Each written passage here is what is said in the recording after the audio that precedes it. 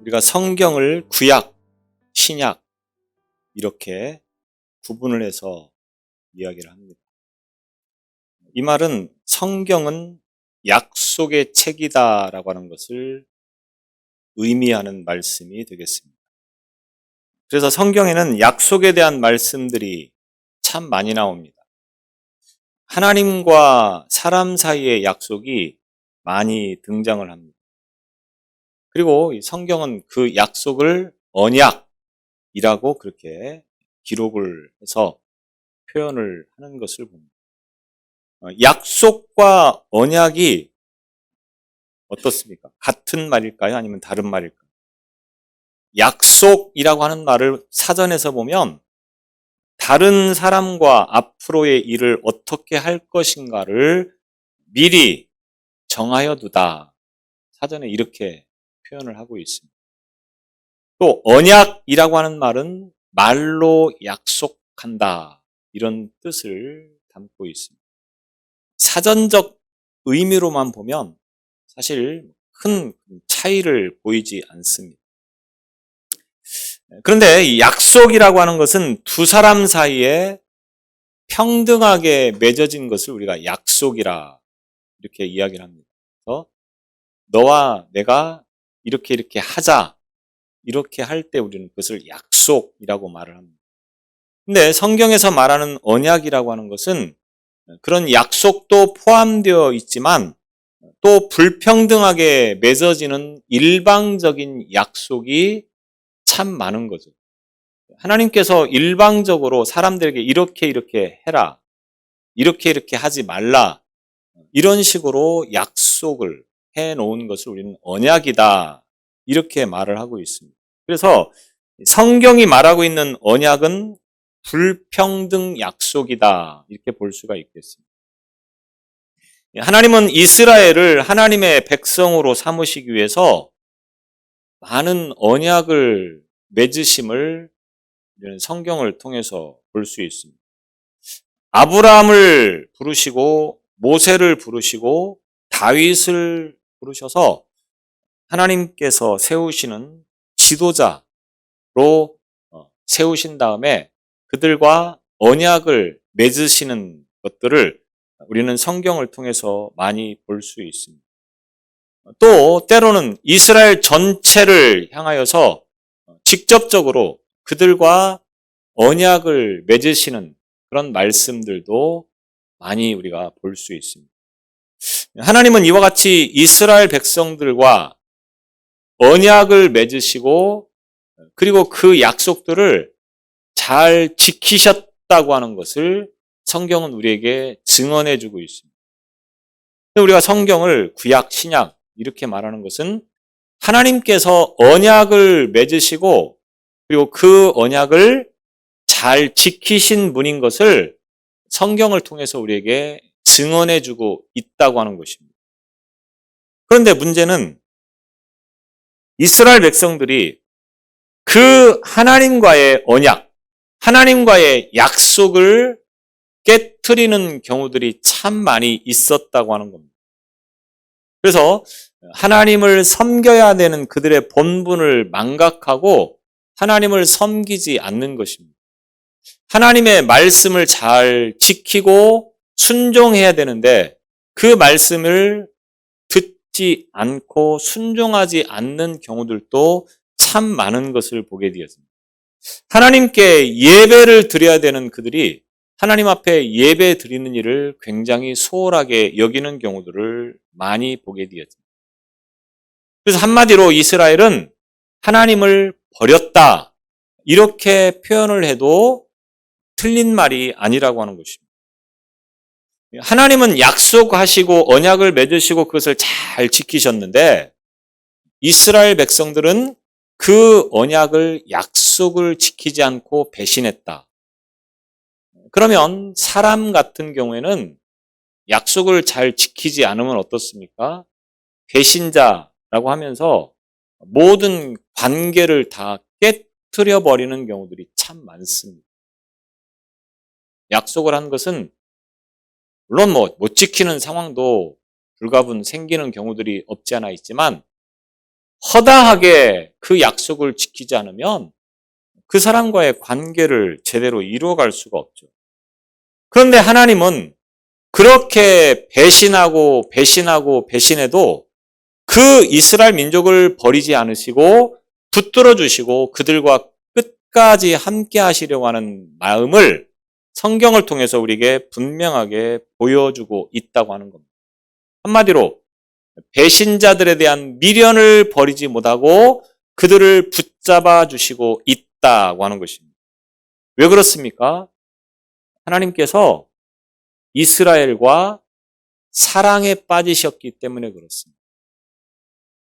내가 사람과의 어떤 관계에서 사랑에 빠지면 그것은 굉장히 걷잡을 수 없는 매우 무서운 감정이 되어버리는 경우를 봅니다.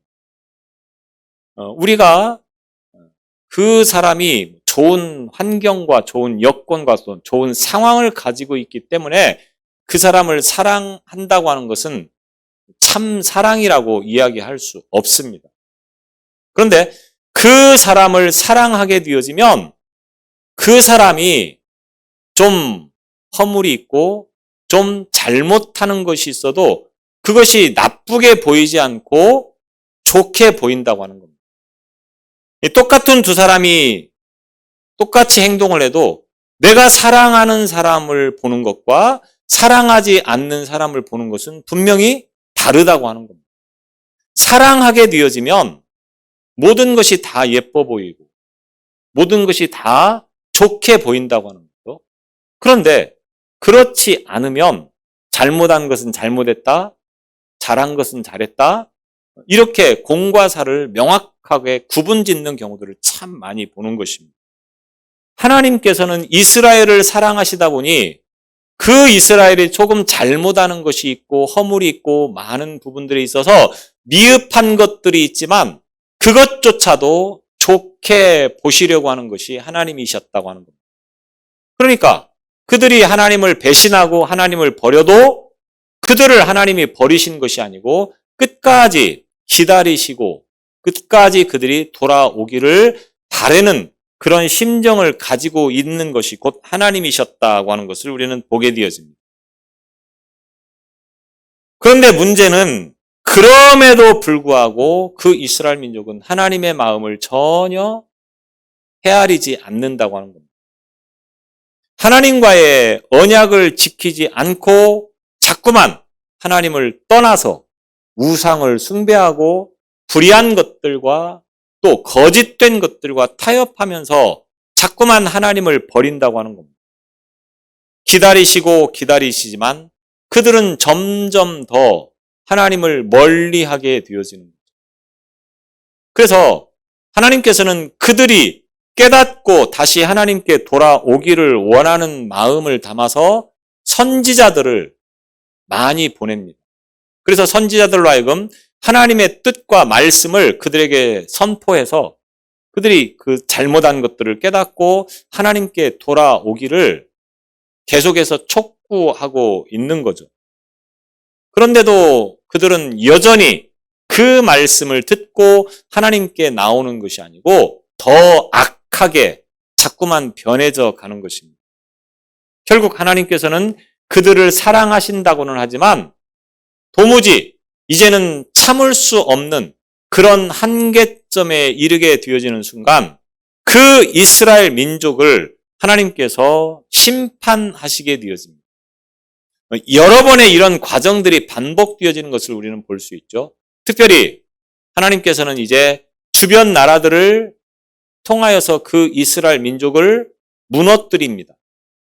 그 나라에 전쟁을 일으켜서 예루살렘을 무너지게 하고 많은 백성들을 포로로 잡아가게 하는데 특별히 북쪽 이스라엘은 아수르라고 하는 나라에 의해서 남쪽 유다는 바벨론이라고 하는 나라에 의해서 나라를 빼앗기게 만들고 많은 백성들을 포로로 잡아가게 하는 것입니다.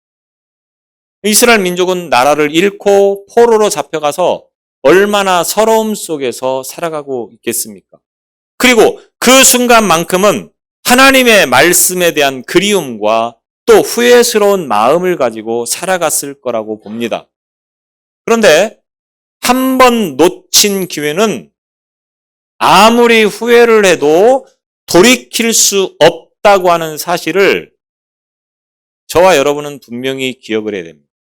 다시 말하면 하나님은 경고의 말씀을 주셨을 때에 그것을 경고로 받아들이며 회개하고 하나님 앞에 나와야지, 그런 경고가 수차례 반복됨에도 불구하고 경고를 듣지 않는다고 하면 그 기회는 영원히 돌아오지 않는 그런 순간이 되어버린다고 하는 겁니다. 이것은 오늘 저와 여러분에게도 동일하게 적용이 되어집니다. 하나님께서 내가 신앙적으로 영적으로 뭔가 잘못된 그런 길을 걸어가고 있으면 분명히 경고의 메시지를 줄 것입니다.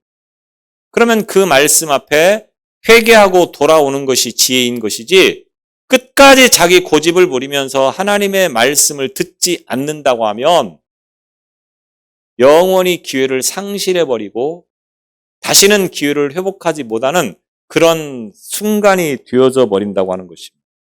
자, 이제 나라를 빼앗기고 포로로 잡혀간 이스라엘 민족이 서럽게 하루하루를 살아가고 있을 때 바로 선지자 예레미야를 보내셔서 다시 말씀을 주시는데, 그 말씀이 바로 오늘 본문의 말씀이 되어집니다. 그래서 오늘 본문 31절에 보면 뭐라고 말씀합니까? 내가 이스라엘 집과 유다 집에 새 언약을 맺으리라, 이렇게 말씀하고 있습니다.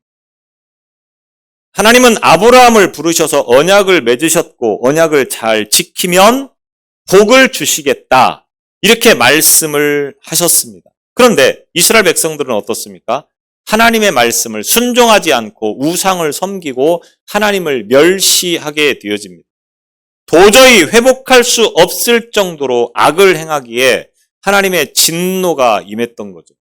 그래서 이스라엘은 아수르에, 유다는 바벨론에 의해서 나라를 빼앗기고 마는 것입니다. 많은 사람이 포로로 잡혀갑니다. 그런 유다에게 하나님께서 새 언약을 주시겠다, 이렇게 말씀합니다.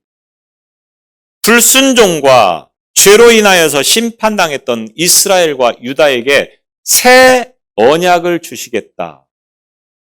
이 말은 옛 언약이 있었다고 하는 거죠. 옛 언약을 폐기하고 다시 새롭게 언약을 주시겠다, 이런 말씀 아니겠습니까? 그러면 옛 언약이라고 하는 것이 무엇입니까? 32절에 보면 이 언약은 내가 그들의 조상들의 손을 잡고 애굽 땅에서 인도하여 내던 날에 맺은 것과 같지 아니할 것은, 이렇게 말합니다. 이 언약은 무슨 언약이겠습니까? 새 언약입니다. 새 언약. 근데 이 새 언약은 예전에 맺은 것과 같지 않다, 이 말입니다. 그럼 예전에 맺었던 언약이 뭡니까? 애굽 땅에서 인도하여 내던 날에 맺은 것, 이것이 바로 옛 언약이라고 하는 말입니다. 그러면 애굽 땅에서 인도하여 내서 그들과 맺은 언약 하면 여러분은 무엇이 떠오르십니까? 모세가 시내산에서 십계명과 여러 율법을 받은 것들이 아마 떠올랐을 겁니다. 바로 옛 언약이라고 하는 것은 모세가 받은 그 언약을 말씀하는 것입니다. 그래서 옛 언약이라고 하는 것은 작게는 십계명에서부터 조금 더 넓게는 모세 오경, 그러니까 창세기부터 신명기까지 구약 성경 5권을 통해서 주시는 언약, 또 좀 더 폭을 넓혀보면 성경 전체에 주어지는 하나님의 말씀이 곧 언약이다, 이렇게 말씀을 드릴 수가 있다고 하는 거죠. 그래서 이 언약은 예전에 맺었던, 그러니까 이스라엘 민족이 애굽에서 나와서 시내산에서 하나님과 맺은 그 언약을 말하는 거죠. 이 언약과 다른 그런 새로운 언약을 주시겠다, 이렇게 말씀을 합니다. 모세와 그리고 시내산에서 하나님이 계약을 맺으셨는데, 나는 너희의 하나님이 되겠다, 너희는 내 백성이 되어라, 그렇게 말씀을 하셨고 이스라엘도 우리는 하나님의 백성입니다. 이렇게 맹세를 하게 되어집니다.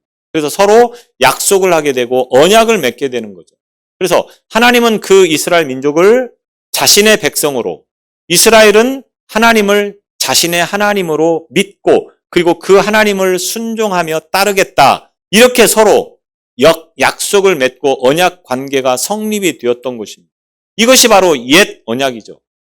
그런데 그 이스라엘 민족이 애굽 땅을 나와서 광야를 거치고 가나안에 정복하고 가나안에서 정착하며 살아가는 그 모든 과정들을 통해서 보면 하나님의 말씀을 잘 지켰습니까? 그러지 않았다고 하는 것을 성경은 증거하고 있습니다. 약속한 것을 잘 지키지 않는 거죠. 그들이 약속을 잘 지키면 풍요하게, 부유하게 세상을 살아갈 수 있도록 하나님께서 복을 주시겠다. 이렇게 말씀했는데 그들이 그 약속을 지키지를 않는 겁니다. 그래서 하나님은 그 약속을 가지고는 안 되겠다 싶어서 새로운 언약을 주시겠다. 이렇게 말씀을 하고 있는 것입니다. 그래서 새로운 언약을 주시는 이유가 뭡니까? 32절 후반부에 보면 내가 그들의 남편이 되었어도 그들이 내 언약을 깨트렸음이니라. 새로운 언약을 주시는 이유는 그 언약을 이스라엘 백성이 깨트렸다고 하는 겁니다. 이런 약속의 관계를 설명하기 위해서 하나님은 어떤 비유를 하십니까? 예레미야를 통해서 내가 그들의 남편이 되었다. 이 말입니다. 이 말은 무슨 말입니까? 하나님께서 남편이 되시고 이스라엘 민족이 신부, 아내가 되었다. 이런 말입니다.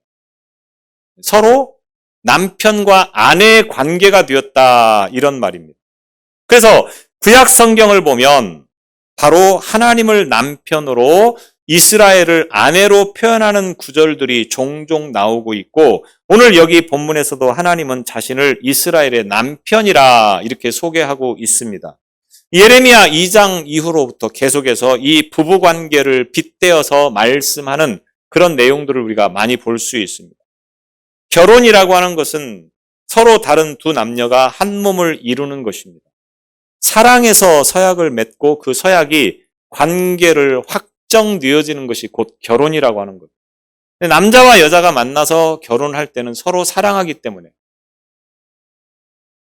서로 사랑하지 않는데 결혼을 하는 경우도 물론 있을 수 있지만 대부분은 사랑하기 때문에 결혼을 하는 거죠. 그러면 그 결혼을 하는 순간부터는 어떻게 됩니까? 서로 사랑하면서 서로를 위해서 살아가는 존재가 되어야 된다고 하는 거예요. 그래서 결혼 서약에서 중요한 거 뭡니까? 신의와 순결입니다. 결혼을 하고도 나는 다른 사람하고 이렇게 더 깊이 사랑에 빠지게 되어지면 우리는 그거를 배신이라, 불륜이라 이렇게 표현을 하게 되어집니다. 이 부부 관계가 바로 깨졌다고 하는 거예요. 아내인 이스라엘이 남편인 하나님을 버리고 우상을 숭배하고 자꾸 하나님을 떠나는 그런 생활을 하게 되었다. 누가 누구를 버린 겁니까? 이스라엘이 하나님을 버린 겁니다. 하나님이 이스라엘을 버린 것이 아니고 이스라엘이 하나님을 버렸다고 하는 것입니다. 결국 이스라엘은 시내산에서 하나님과 맺었던 언약을 깨트림으로 말미암아 하나님과의 모든 관계가 깨어져 버리고 말았다고 하는 겁니다. 그래서 하나님은 그 언약을 다시금 회복시키기 위해서 새로운 언약을 주시겠다. 이렇게 말씀을 하시고 있는 것입니다. 이 말씀은 하나님께서 다시는 이스라엘을 쳐다보지도 않겠다. 내가 이스라엘을 완전히 버리겠다. 이런 의미이기보다는 새 언약을 주신다. 이 말씀 속에는 어떤 의미가 담겨 있습니까? 그들을 다시 회복시키겠다. 이런 의미가 담겨 있는 겁니다. 그들과 다시 회복시키지 않을 거면 굳이 새 언약을 세울 필요가 없는 거죠. 그냥 버리면 됩니다. 버려서 끝내버리면 된다고 하는 거예요. 그런데 다시 새 언약을 세우는 건 뭡니까? 그들을 완전히 버리는 것은 아니다. 이런 의미가 담겨져 있다고 하는 겁니다. 사랑의 관계를 다시 이어가기 위해서 과거에 조금 잘못하고 실수한 것들을 다 눈 감아주고 새롭게 언약을 맺어서 그 관계를 지켜보겠다. 이것이 하나님의 의도라고 하는 것입니다. 언약이라고 하는 것이 깨졌을 때는 손해보지 않고 정리하기 위한 조건이기보다는 어떤 일이 있어도 그 관계를 잘 지키고자 하는 것이 담겨져 있는 것이 곧 언약이라고 하는 겁니다. 그래서 하나님과 이스라엘의 관계, 하나님과 오늘 저와 여러분의 관계가 바로 이런 관계인 것입니다. 사람은 한번 잘못하면 다시 그것을 회복시켜서 용서하기가 쉽지 않습니다. 한번 관계가 깨어지면 그 관계를 회복시키는 것이 얼마나 힘들고 어려운지 모릅니다.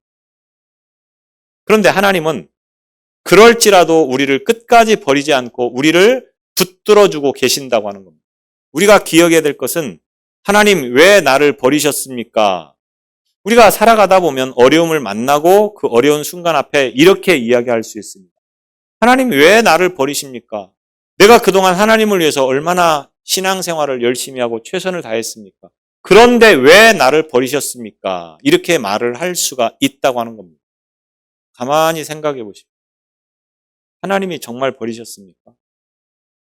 하나님은 먼저 우리를 버리시는 적이 없으신 분입니다. 내가 하나님을 버리고 내가 하나님의 손을 놓았을지라도 하나님은 먼저 우리를 버리시는 분이 아니라고 하는 겁니다. 이 순간도 얼마나 이스라엘 민족이 그 하나님을 배신하며 하나님을 떠나려고 합니까? 그런데도 버리지 않는다고 하는 것입니다. 마찬가지로 오늘 저와 여러분도 마찬가지입니다. 이스라엘 못지않게 우리는 하나님을 배신하고 하나님을 떠나려고 하는 그런 습성을 가지고 하루하루 살아갑니다. 그런데도 하나님은 우리를 버리시지 않고 다시 돌아오기를 기다리고 계신다고 하는 겁니다.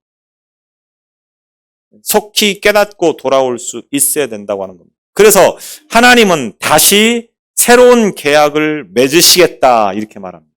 그럼 새로운 계약이 뭡니까? 그 새로운 계약의 내용을 33절과 34절을 통해서 말씀합니다. 먼저 새로운 계약이 뭐냐? 새 계약이 뭐냐? 새 언약이 뭐냐? 히브리서 9장 15절에 보면 그는 새 언약의 중보자시니 이는 첫 언약 때에 범죄한 죄에서 속량하시고 죽으사 이런 말씀이 있습니다. 히브리서 9장 15절에 새 언약의 중보자시니 첫 언약 때에 범한 죄에서 속량하시고 죽으사 이쯤 말씀드리면 누구를 여러분이 분명히 떠올리실 수 있어야 됩니다. 누구시겠습니까? 바로 예수 그리스도이십니다. 새 언약이라고 하는 말은 결국 예수 그리스도 이렇게 표현을 할 수가 있다고 하는 겁니다. 그 예수 그리스도를 우리에게 보내주시겠다 이런 의미가 되는 거죠. 새 계약, 새 언약의 내용이 뭡니까? 33절에 보면 그러나 그날 후에 내가 이스라엘 집과 맺을 언약은 이러하니 곧 내가 나의 법을 그들의 속에 두며 그들의 마음에 기록하여 나는 그들의 하나님이 되고 그들은 내 백성이 될 것이라 여호와의 말씀이니라. 첫 계약, 옛 계약은 어디에 새겼습니까? 하나님께서 모세에게 돌판을 준비해서 그거를 가지고 시내산에 올라갔을 때 그 돌판에다가 십계명을 새겨서 하나님과 그 계약을 맺은 것을 보게 되었습니다. 그래서 이스라엘 민족은 항상 그 계약을 매우 중요하게 여기면서 장로들과 제사장들이 그 언약법 조항들을 7년마다 온 백성에게 큰 소리로 낭독하여서 백성들이 기억하고 준수하도록 명령했다고 하는 것을 신명기 31장을 통해서 밝혀주고 있습니다. 그들은 늘 하나님의 말씀, 하나님의 그 언약의 말씀을 듣고 배우면서 하루하루를 살아가는 존재였다라고 하는 겁니다. 그래서 하나님의 뜻과 계명이 우리는 잘 지켜야 된다. 이런 생각을 가지고 살아가라고 하나님께서 말씀을 하고 있습니다. 그런데 사람이 지키고 싶다고 해서 지키고 약속한 것을 한 번도 어기지 않고 잘못된 것을 알면서 그것을 고치고 하는 문제들이 사람의 마음으로 쉽게 되어집니까? 다른 분들은 모르겠습니다. 저는 그게 잘 안 되더라고요. 알면서도 안 되는 경우들이 참 많았다라고 하는 겁니다. 여러분, 신앙이라고 하는 것은 머리로 알아서 되는 것이 신앙이 아니라고 하는 겁니다. 여러분이 신앙생활을 만약에 제대로 하고 있지 못하다, 그 이유가 성경 공부를 안 해서 그렇다, 그렇게 변명하지 않기를 바랍니다. 성경을 몰라서 신앙생활을 제대로 하지 못하는 사람은 없습니다. 물론 많이 알면 좋겠죠. 그리고 알아야 합니다. 그러나 몰라서 못한다, 이런 말을 하기에는 우리가 아는 것들이 너무 많습니다.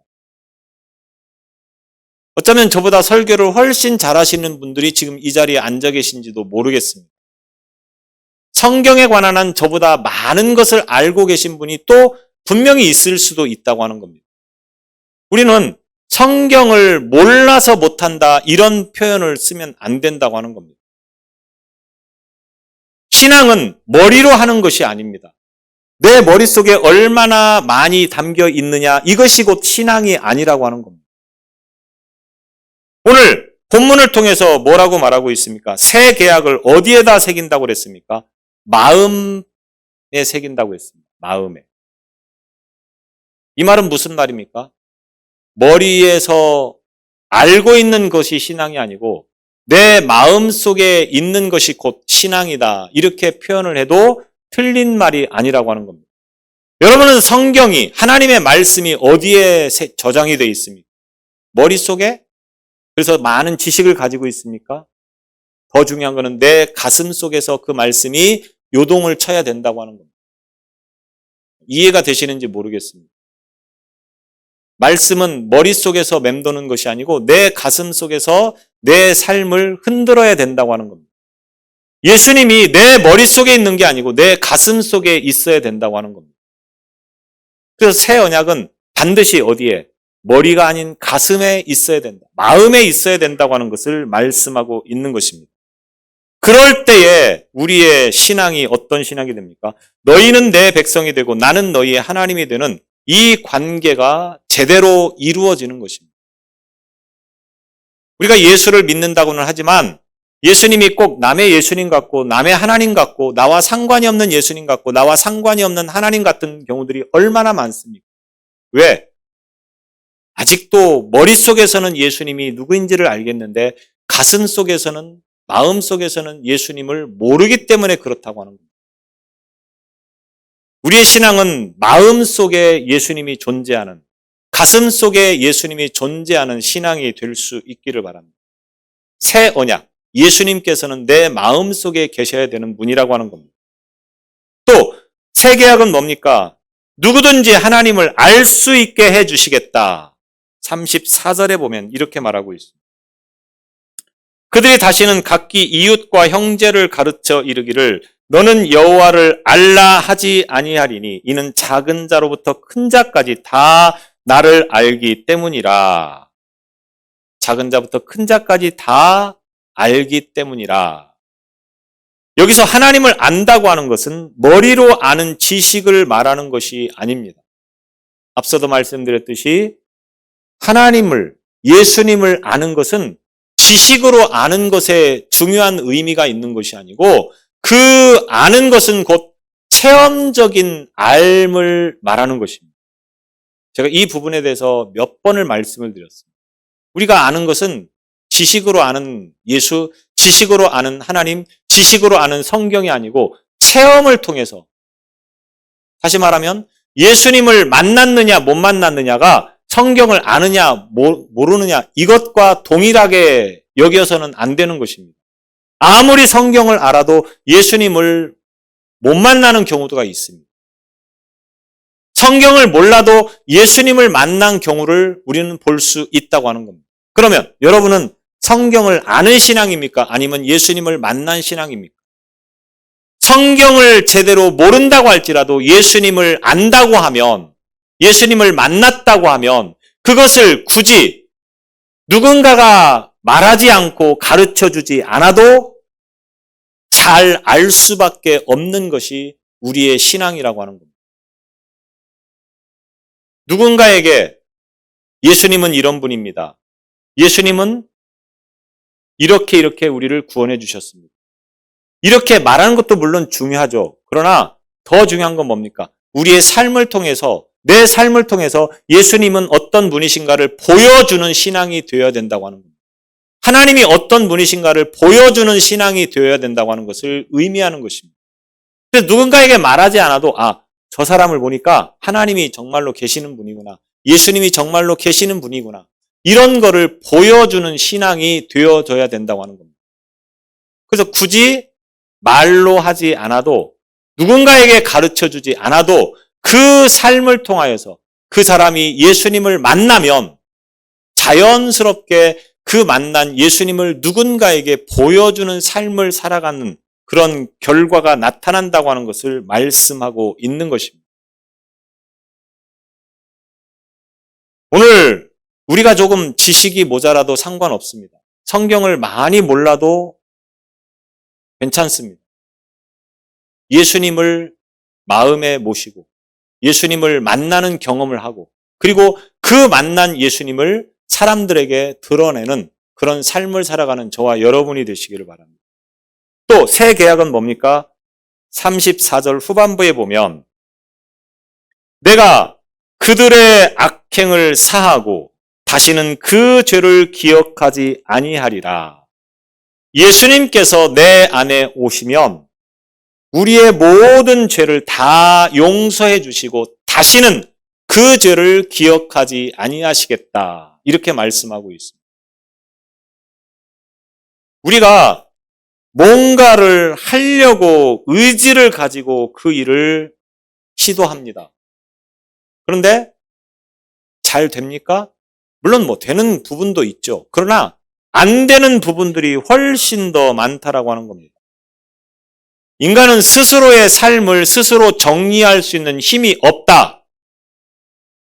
단정지어서 이렇게 말을 해도 아마 여기에 이의를 제기할 수 있는 분은 별로 없다고 생각합니다. 무슨 말이냐? 예를 들어서 술과 담배와 도박을 하고 있다. 그런 분이 술을 끊겠다, 담배를 끊겠다, 도박을 끊겠다. 그렇게 결심을 해서 끊어지는 경우가 있습니까? 없습니다. 절대 못합니다. 그래서 해마다 담배량이 처음에는 굉장히 떨어졌다가 3개월 되면 다시 회복이 된다고 합니다.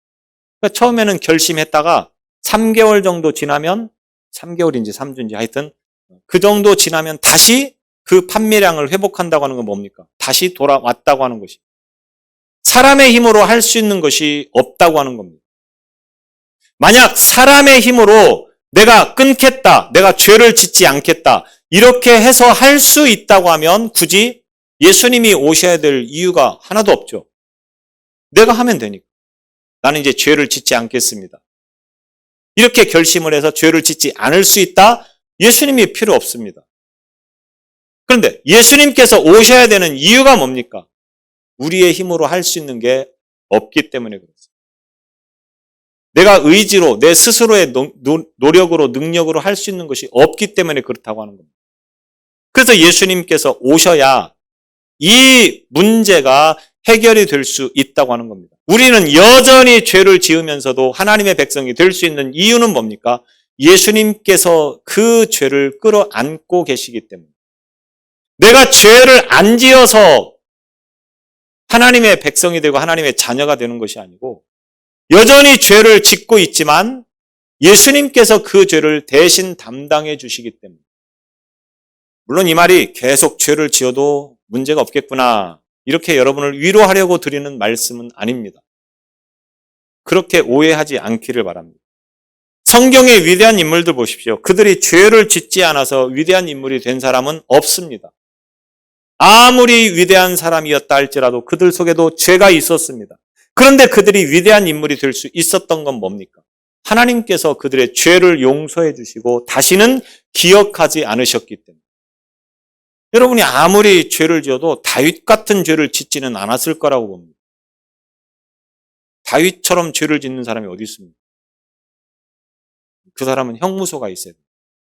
그럼에도 불구하고 다윗이 하나님의 마음에 맞는 자였다 이렇게 표현할 정도를 보면 하나님은 죄를 지었느냐 짓지 않았느냐 어떤 죄를 지었느냐 이거를 보시는 것이 아닌 분이라고 하는 것을 우리는 분명히 알 수 있습니다.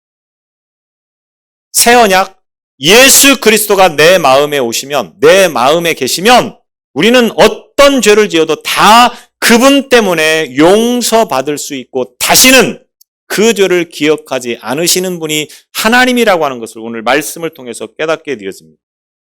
그래서 새 언약이 우리에게 절대로 필요한 겁니다.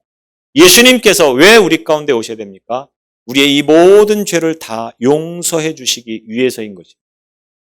오늘 저와 여러분의 삶이 이 새 언약이신 예수 그리스도를 통하여서 하나님의 백성, 하나님의 자녀의 그 신분을 유지함으로 인하여서 참된 복을 누리는 삶을 살아가는 오늘 저와 여러분이 되시기를 바랍니다. 기도하겠습니다. 수많은 부족함과 허물뿐인 인생들, 하나님의 말씀을 지키기 위해서 얼마나 몸부림을 치며 노력해 왔습니까? 그러나 우리가 할 수 있는 것이 아무것도 없다고 하는 것을 깨달을 수밖에 없는 순간순간이었습니다. 이제 이 연약한 우리 가운데 새로운 언약을 허락하셔서 예수 그리스도를 통하여서 모든 죄들을 다 용서하여 주시고 하나님의 자녀로 삼으심을 감사합니다. 옛 언약에 매여 있지 않게 하시고 이제는 예수 그리스도를 내 마음에 모시며 그 예수 그리스도를 따르는 믿음으로 살기를 소망하는 모든 성도들 가운데 큰 은혜와 복을 더하여 주옵소서. 예수님 이름으로 기도드리옵나이다.